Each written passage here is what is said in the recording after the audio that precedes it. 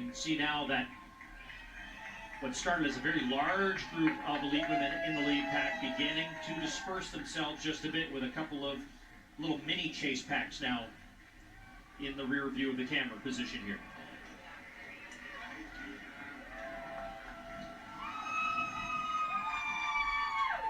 Women now moving into Natick as they work their way through the smaller communities into the big city of Boston at the finish line.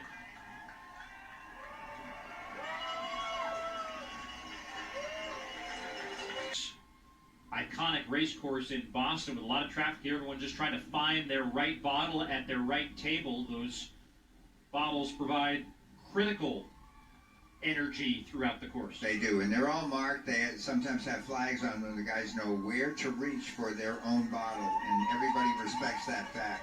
They are approaching halfway point here. The pace right now on the men's side is 2 hours, 4 minutes, and 30 seconds. You're looking at the second pack, led by American Scott Fablo.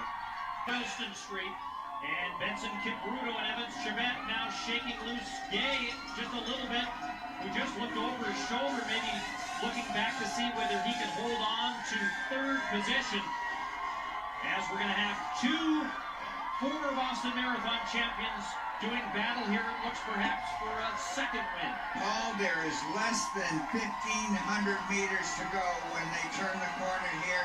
That's what is called Copley Square. The Red Sox play about 400 meters behind them off to the left. And one thing that have happened in the past, when the games are scheduled to get over with, you get another 30,000 people pouring out into the Boston Marathon. Gay can't hold this pace. His legs are heavy, the stride is shorter. He's taking much shorter strides. The other two guys are still kicking it right here. And now Evans Chebet going to put in a surge here, and he's got a couple of strides ahead of his training partner, Kipchoge. As you look at the splits that they've worked their way through, ever so quicker between 30 and 35, and then 14:55 between 35 and 40. Chebet is kind of a religious guy and attends church regularly, and I bet he's praying out there right now.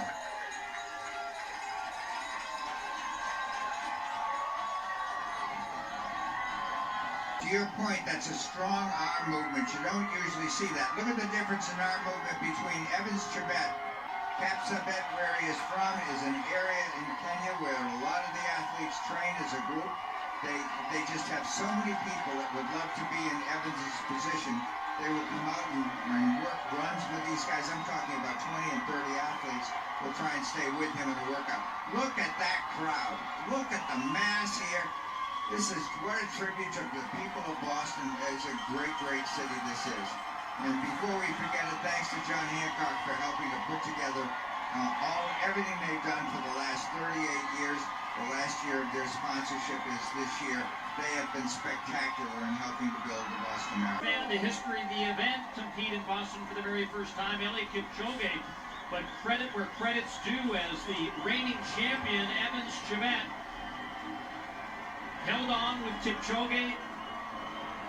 They made the move. Ye was actually the one who was really pushing that pace, and then Kipchoge just was not able to remain a factor in this race. He will finish likely in the top 10, but yet another historic race in one of the most historic races in the world is now coming to its conclusion. Well, to quickly tag your point, Kipchoge actually had odds being made around the country betting-wise, and it was even money whether he would win or the entire field would somebody would beat him, and that's what has happened here.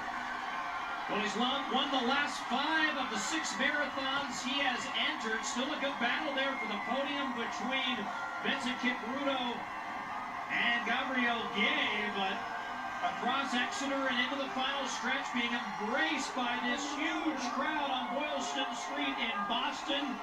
He delivers an historic win and his second consecutive win in the Boston Marathon. Evans Chebet of Kenya takes the 127th Boston Marathon title.